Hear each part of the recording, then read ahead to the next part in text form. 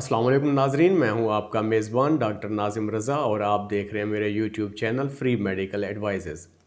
नाजरीन, आपने देखा होगा कि अक्सर छोटे बच्चे स्पेशली जो 6 माह से कम उम्र के बच्चे होते हैं उनको जब दूध पिलाया जाता है तो थोड़ी देर के बाद बच्चा दूध उलटना शुरू हो जाता है या दूध निकालना शुरू हो जाता है।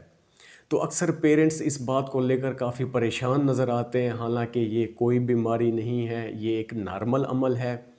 तकरीबन पैदा होने वाले 50% बच्चों में पहले 3 माह की उम्र तक उनको ये मसला होता रहता है।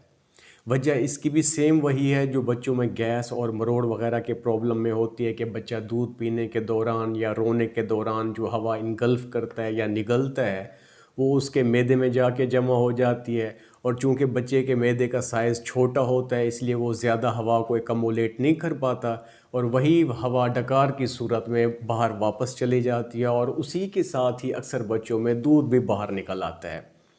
लेकिन अगर किसी बच्चे में ये मसला ज़्यादा हो रहा है और ज़्यादा लंबे अरसे तक हो रहा है तो ये ज़रूर हो सकता है कि बच्चे की ग्रोथ मुतासर होना शुरू हो जाए या बच्चा न्यूट्रिशनल डेफिशिएंसी का शिकार हो जाए या बच्चे का वज़न कम होना शुरू हो जाए। तो इसलिए बच्चे को इस किस्म के मसाइल से बचाना ज़रूरी हो जाता है।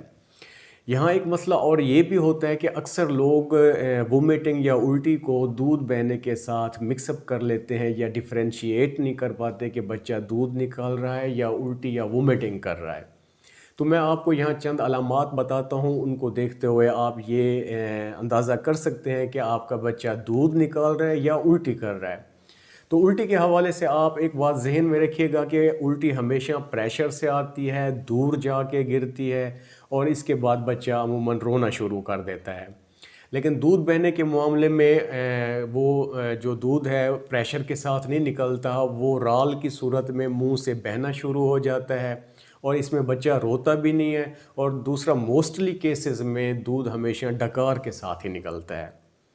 तो अब इसके बचाव के बारे में बात करते हैं कि आप किस तरह के इक़दामात करके अपने बच्चों को इस किस्म के मसाइल से बचा सकते हैं। तो नाज़रीन, उसमें सरफ़हरिस्त जो चीज़ आती है वो है बच्चे को दूध पिलाते वक्त उसकी पोजीशन का ख़ास ख्याल करें ताकि बच्चा कम से कम हवा इनगल्फ़ करे और उसे इस किस्म के मसाइल का सामना ना करना पड़े। इसके अलावा आप बच्चे को दूध पिलाने के बाद फ़ौरन सुलाने से गुरेज़ करें, क्योंकि इस तरह से बच्चे के दूध निकलने के चांसेस मैक्सिमम हो जाते हैं। बल्कि इसके अलावा आपको ये करना चाहिए कि दूध पिलाने के बाद आप बच्चे को थोड़ी देर के लिए बिठाए रखें, उसका हेड एलिवेट रखें, सर ऊंचा रखें ताकि बच्चे को इस किस्म का मसला ना हो। इसके अलावा दूध पिलाने के बाद आप बच्चे को डकार लाजमी दिलवाएं। डकार दिलवाने का तरीका ये है कि दूध पिलाने के बाद आप बच्चे को अपने कंधे पर लिटाएं और उसकी पीठ पे अपने हाथ से ऐसा ऐसा कुछ देर के लिए थपथपाते रहेंगे। तो थोड़ी देर के बाद बच्चा डकार के साथ ही पुरसुकून हो जाएगा और उसके दूध निकलने के चांसेस भी मिनिमम हो जाएंगे। इसी तरह से आप बच्चे को ओवर फीडिंग से भी गुरेज करें।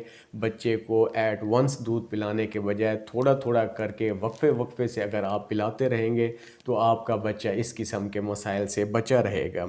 इसी तरह से आप बच्चे को दूध पिलाने के बाद उसको ज़्यादा उछल कूद भी ना कराया करें, इससे भी बच्चे के दूध निकलने के चांसेस मैक्सिमम हो जाते हैं। तो उम्मीद काफ़ी है कि आपके लिए ये मालूमात काफ़ी हेल्पफुल साबित होंगी। तो इंशाल्लाह नेक्स्ट वीडियो में मिलते हैं एक नए टॉपिक के साथ। तब तक के लिए इजाज़त दीजिए। अल्लाह हाफ़िज़।